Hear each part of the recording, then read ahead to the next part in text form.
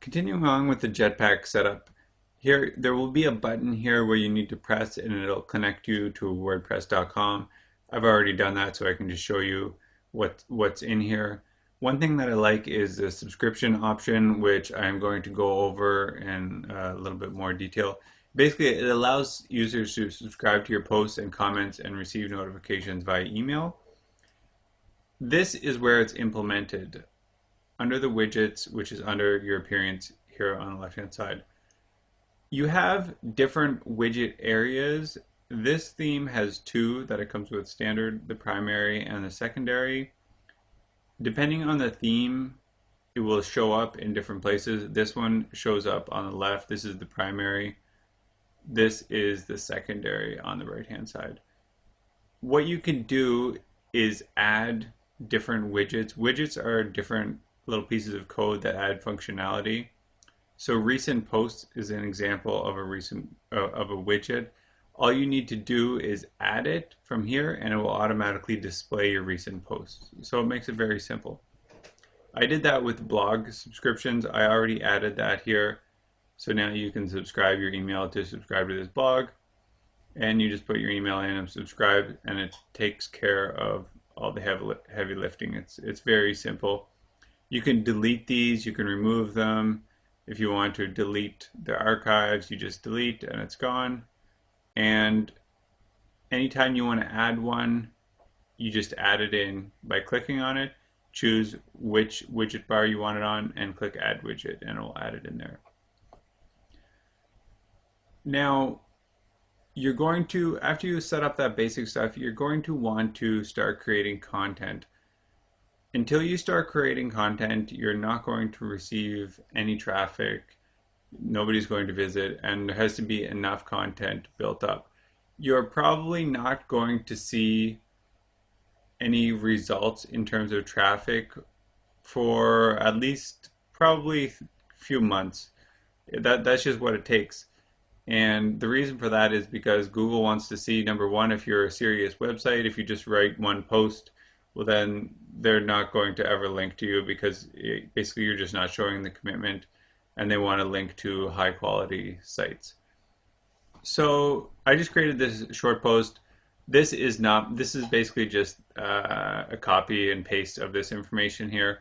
And so you'll have this access if you want to go to AdSense 100K. You can look at this there. A couple things to note on the categories: you always want to choose a category. I just put niche for what niche to choose, and all you need to add new categories is just click Add New and then select what it is.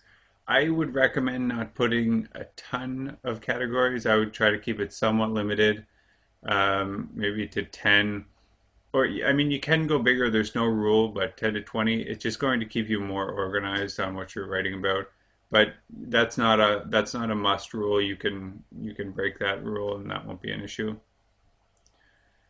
One other thing I did was I chose a featured image. You always want to choose a featured image. If you remember, there was a big blank space here with it looked like a picture, but there was nothing in it.